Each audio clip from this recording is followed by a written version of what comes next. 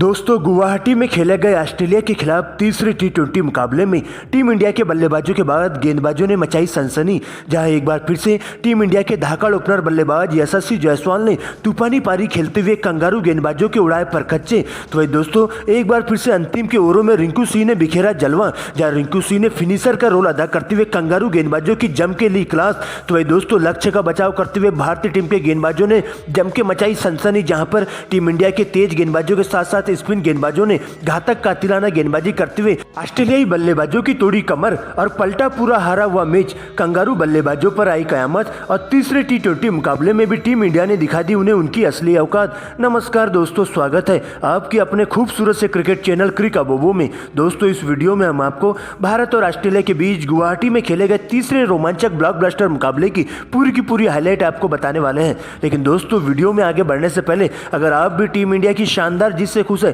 तो वीडियो को लाइक करके चैनल को सब्सक्राइब करना नहीं भूलिएगा। दोस्तों जैसा कि आप सभी जानते हैं कि भारत और ऑस्ट्रेलिया के बीच 5 टी20 मैचों की रोमांचक सीरीज खेली जा रही है, जहां पहले दोनों ही टी20 मुकाबले में टीम इंडिया ने बल्लेबाजों के साथ साथ गेंदबाजों के शानदार प्रदर्शन के दम पर कंगारुओं का सुपड़ा साफ करके रख दिया था। वही दोस्तों इसके बाद सीरीज का तीसरा टी20 मुकाबला हाल ही में गुवाहाटी में खेला गया, जहां दोस्तों टीम इंडिया लगातार 2 जीत के साथ टीम इंडिया का कॉन्फिडेंस लेवल 7वें आसमान पर था और इस मुकाबले को हर हाल में जीतकर सीरीज पर कब्जा करने के इरादे से गुवाहाटी के मैदान पर उतरी थी। वही दोस्तों कंगारू की टीम इस मुकाबले में पलटवार करना चाहती थी और सीरीज में बने रहने के इरादे से गुवाहाटी में उतरी थी। यानी कि दोस्तों दोनों ही टीमों के बीच एक बार फिर से आज के इस महामुकाबले में कड़ी टक्कर देखने को मिल सकती थी, क्योंकि दोस्तों इस मुकाबले में भी टीम इंडिया की कमान सूर्य कुमार यादव के कंधों पर सौंपी गई थी, जबकि दोस्तों ऑस्ट्रेलिया के लिए मैथ्यू वेड कप्तानी करते हुए देखे गए थे। दोस्तों इसके बाद शाम 6:30 बजे मुकाबले में टॉस किया जाता है, सिक्का उछाला जाता है और सीधा कंगारू टीम के कप्तान मैथ्यू वेड के पक्ष में जाकर सिक्का गिरता है,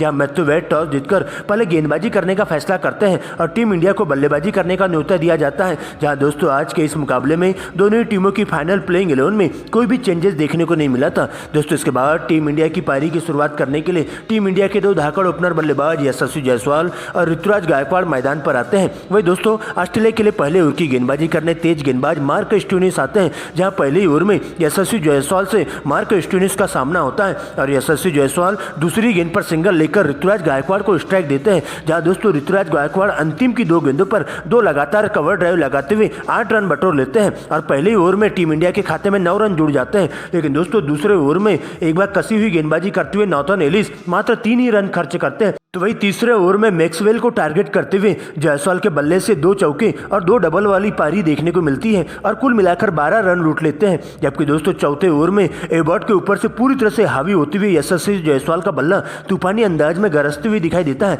जहां जायसवाल 3 लगातार चौके और 2 गगनचुंबी छक्के लगाते हुए 24 रन कूट देते हैं और इस प्रकार से 4 ओवरों में ही टीम इंडिया का स्कोर बिना विकेट गंवाए 52 रनों तक पहुंच जाता है और एबॉट की पूरी तरह से लाइन लेंथ बिगाड़ कर रख देते हैं। लेकिन दोस्तों 5वें ओवर में एडम जंपा की एंट्री होती है, जहां पहली गेंद पर गायकवाड़ एक बेहतरीन सा चौका लगा देते हैं, जबकि चौथी गेंद पर यशस्वी जायसवाल फाइनल की दिशा में जोरदार 1 बाउंस चौका जड़ देते हैं। वही दोस्तों इसके बाद 6वें ओवर में नाथन एलिस गेंदबाजी करने आते हैं, तो एक बार फिर से यशस्वी जायसवाल का गुस्सा जम के फूटते हुए दिखाई देता है और बैक टू बैक 3 लगातार चौके जड़ते हुए नाथन एलिस की पूरी तरह से हालत खराब करके रख देते हैं और इस प्रकार से दोस्तों मात्र 24 गेंदों में ही अपनी 50 पूरी कर लेते हैं और देखते देखते दोनों ही बल्लेबाजों के बीच में 32 गेंदों में ही 62 रनों की तूफानी साझेदारी पूरी हो जाती है। लेकिन दोस्तों इसी ओवर में शानदार कमबैक करते हुए 5वीं गेंद पर एक बार ललचाई हुई गेंद पटककर यशस्वी जायसवाल को सीमा रेखा के पास कैच आउट करवा दिया जाता है और जायसवाल की 53 रनों की विस्फोटक पारी का अंत हो जाता है। लेकिन दोस्तों इसके बाद आगे का मोटर संभालने के लिए विकेट कीपर बल्लेबाज ईशान किशन की एंट्री होती है, जहां पर दोस्तों ऋतुराज गायकवाड़ के साथ मिलकर दोनों ही बल्लेबाज काफी संभल कर बल्लेबाजी करते हुए देखे जाते हैं और मौके का फायदा उठाते हुए सिंगल को डबल में और चौकों को छक्कों में कन्वर्ट करना चालू कर देते हैं और इस प्रकार से आगे भी अपने ही अंदाज में बल्लेबाजी करते हुए टीम इंडिया के लिए 10 ओवरों में टीम इंडिया का स्कोर 1 विकेट के नुकसान पर 101 रनों तक पहुंच जाता है। लेकिन दोस्तों 11वें ओवर में जैसे ही एडम जंपा गेंदबाजी करने आते हैं तो शानदार गति से गेंदबाजी करते हुए दोनों ही बल्लेबाजों को बिल्कुल भी हाथ खोलने का मौका नहीं देते हैं और अपने इस ओवर में 1 चौका और 1 सिंगल के साथ 5 ही रन देते हैं। लेकिन दोस्तों 12वें ओवर की पहली गेंद पर टीम डेविड के द्वारा ऋतुराज गायकवाड़ का सीमा रेखा के पास आसानी से कैच ड्रॉप कर दिया जाता है। इसके बाद मिले मौके का फायदा उठाते हुए टी सांगा के ऊपर पूरी तरह से हावी होते हुए इसी ओवर की अंतिम की 2 गेंदों पर 2 लगातार छक्के ऋतुराज गायकवाड़ के बल्ले से देखने को मिलते हैं। वही दोस्तों दूसरे छोर से ईशान किशन भी अपने 5वें गेंद में बल्लेबाजी करना चालू कर देते हैं और इस तरह से तबाही मचाते हैं कि कंगारू टीम के तेज गेंदबाजों के साथ साथ स्पिन गेंदबाजों की पूरी तरह से लाइन लेंथ ही बिगड़ कर जाती है और देखते देखते दोनों ही बल्लेबाजों के बीच में एक अर्धशतक की साझेदारी पूरी हो जाती है और इसके बावजूद दोनों ही बल्लेबाज तेजी से रन बनाते हुए अपने अपने अर्धशतक की ओर बढ़ने लगते हैं और 15 ओवर की समाप्ति पर टीम इंडिया का स्कोर 1 विकेट के नुकसान पर 150 रनों के पार पहुंच जाता है और इस प्रकार से देखते देखते दोनों बल्लेबाजों के बीच में 50 गेंदों में 67 रनों की साझेदारी पूरी हो जाती है। लेकिन दोस्तों 16 ओवर में मैक्सवेल जैसी गेंदबाजी करने आते हैं तो ऋतुराज गायकवाड़ लगातार 3 चौके जड़ देते हैं और इन चौकों की मदद से अपने 50 पूरा करते हैं। वह दोस्तों अगले ओवर में ईशान किशन भी तेजी से रन बनाते हुए अपनी 50 पूरी कर लेते हैं और इस प्रकार से टीम इंडिया को जीत की दहलीज की ओर ले जाने की पूरी कोशिश करते हैं। लेकिन इसी बीच इस साझेदारी के ताबूत में कील ठोकने मार्को स्टोइनिस की एंट्री होती है और आते ही पहली गेंद पर 52 के स्कोर पर ईशान किशन को नाथन एलिस के हाथों कैच आउट करवा देते हैं और उनकी इस पारी का अंत कर देते हैं। जिसके बाद नए बल्लेबाज के रूप में कप्तान सूर्य कुमार यादव मैदान पर मौजूद हो जाते हैं और ऋतुराज गायकवाड़ के साथ मिलकर आगे का मोर्चा संभालते हुए तेजी से रन बनाना चालू कर देते हैं, जहां ऋतुराज गायकवाड़ भी अपनी 50 पूरी कर लेते हैं। लेकिन दोस्तों तेजी से रन बनाने के चक्कर में सूर्य कुमार यादव भी 19 रनों के निजी स्कोर पर नाथन एलिस की गेंद पर मार्को स्टोइनिस को कैच दे बैठते हैं और इस प्रकार से टीम इंडिया को तीसरा बड़ा झटका 189 के स्कोर पर लग जाता है सूर्य कुमार यादव के रूप में। लेकिन दोस्तों इसके बाद ऋतुराज गायकवाड़ का साथ देने के लिए नए बल्लेबाज के रूप में रिंकू सिंह की एंट्री होती है। इसके बाद तो दोस्तों दोनों ही बल्लेबाज इस कदर से बल्लेबाजी करते हैं कि अंतिम के ओवरों में कंगारू टीम के गेंदबाज पानी मांगते हुए दिखाई देते हैं और पूरी तरह से उनके ऊपर दबाव बन जाता है, जहां पर दोस्तों ऋतुराज गायकवाड़ भी तेजी से रन बनाते हुए दिखाई देते हैं तो वे रिंकू सिंह भी 19वें ओवर में धुआंधार अंदाज में 2 लगातार छक्के और 3 गगनचुंबी चौके जड़ देते हैं और इस प्रकार से देखते देखते टीम इंडिया का स्कोर 200 रनों के पार पहुंच जाता है। लेकिन दोस्तों इसी बीच ऋतुराज गायकवाड़ भी 58 रनों की तूफानी पारी खेलते हुए विकेट दे बैठते हैं और इस प्रकार से टीम इंडिया को 220 के स्कोर पर चौथा बड़ा झटका लग जाता है। जिसके बाद वर्मा जी के बेटे तिलक वर्मा की एंट्री होती है और अंतिम की 4 गेंदों पर 2 लगातार चौके और 2 छक्के लगाते हुए 229 रन बना पाती है टीम इंडिया 4 विकेट गंवाकर और कंगारू की टीम को इस मुकाबले में जीत हासिल करने के लिए पूरे पारे 230 रनों का पहाड़ जैसा टारगेट दे दिया जाता है।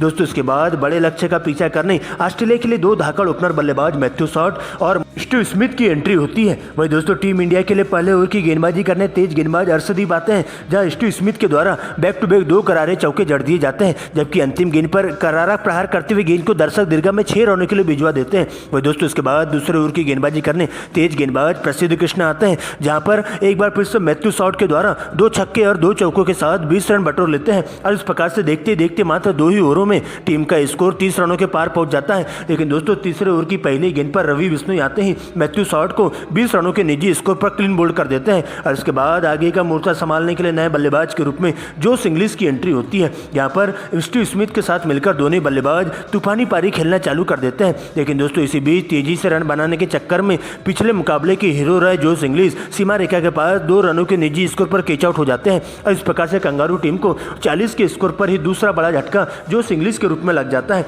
जिसके बाद दोस्तों आगे का मोर्चा संभालने नए बल्लेबाज के रूप में मैक्सवेल की एंट्री होती है और आते ही पहली गेंद पर करारा प्रहार करते हुए गगनचुंबी छक्का लगा देते हैं। वही दोस्तों अंतिम गेंद पर फाइन लेग की दिशा में 1 बाउंस चौका जड़ देते हैं और स्टीव स्मिथ के साथ मिलकर लगातार स्ट्राइक रोटेट करते हुए तेजी से रन बनाना चालू कर देते हैं और पूरी तरह से टीम इंडिया के तेज गेंदबाजों के साथ साथ स्पिन गेंदबाजों पर दबाव बनाने की पूरी कोशिश करते हैं। लेकिन दोस्तों इसी बीच एक बार फिर से ग्लेन मैक्सवेल के रूप में कंगारू टीम का तीसरा जोरदार झटका लग जाता है, जहां पर दोस्तों मैक्सवेल 12 रनों की पारी खेलकर अक्षर पटेल की गेंद पर यशस्वी जायसवाल को कैच दे बैठते हैं और इस प्रकार से कंगारू की टीम को 53 रनों के स्कोर पर तीसरा बड़ा झटका लग जाता है। जिसके बाद दोस्तों स्मिथ का साथ देने के लिए नए बल्लेबाज के रूप में टीम डेविड की एंट्री होती है और दोनों ही बल्लेबाज काफी संभल कर फूक फूक कर बल्लेबाजी करना चालू कर देते हैं और टीम इंडिया के गेंदबाजों का डटकर मुकाबला करते हुए चले जाते हैं। लेकिन दोस्तों इसी बीच तेजी से रन बनाने के चक्कर में स्टीव स्मिथ भी गलती कर बैठते हैं, जहां पर प्रसिद्ध कृष्णा बाउंसर गेंद पटककर स्टीव स्मिथ को 19 रनों के निजी स्कोर पर यशस्वी जायसवाल के हाथों कैच आउट करवा देते हैं और कंगारू टीम को 60 के स्कोर पर ही चौथा बड़ा झटका लग जाता है। जिसके बाद टीम डेविड का साथ देने के लिए मार्को स्टोइनिस मैदान पर मौजूद हो जाते हैं और इसके बाद तो दोनों ही बल्लेबाज विस्फोटक अंदाज में बल्लेबाजी करते हुए देखे जाते हैं, जहां पर बॉल देखो और बॉल पेले वालों नियम के तहत बल्लेबाजी करते हुए टीम इंडिया के स्पिन गेंदबाजों के साथ साथ तेज गेंदबाजों पर कहर बनकर टूट पड़ते हैं और चौके छक्कों की आतिशबाजी इन दोनों ही बल्लेबाजों के बल्ले से देखने को मिलती है, जहां पर तेजी से रन बनाते हुए दोनों ही बल्लेबाज अपना अपना 50 पूरा कर लेते हैं और टीम के स्कोर को 15 ओवर की समाप्ति के बाद 140 रनों के पास पहुंचा देते हैं। लेकिन दोस्तों 16 ओवर में अर्शदीप आते ही अपनी घातक गेंदबाजी से कंगारू टीम के 2 बल्लेबाजों का सुपड़ा साफ कर देते हैं। वही दोस्तों 17 ओवर में प्रसिद्धि कृष्णा भी घातक गेंदबाजी करते हुए लगातार 3 विकेट चटका देते हैं और हैट्रिक लेकर कंगारू टीम के बल्लेबाजों की कमर तोड़ के रख देते हैं। जबकि दोस्तों 18 ओवर में रवि बिश्नोई भी 2 विकेट लेकर कंगारू टीम का पूरी तरह से सुपड़ा साफ कर देते हैं और इस प्रकार से कंगारू की टीम मात्र 170 रनों पर ही ऑल आउट हो जाती है, जहां पर टीम इंडिया के गेंदबाज अंतिम के ओवरों में तूफानी गेंदबाजी करते हुए कंगारू बल्लेबाजों की पूरी तरह से चकनाचूर करके उन्हें क्रिकेट इतिहास की सबसे शर्मनाक हार दे देते हैं और इस प्रकार से टीम इंडिया तीसरे T20 मुकाबले को भी जीतकर सीरीज पर कब्जा जमा लेती है।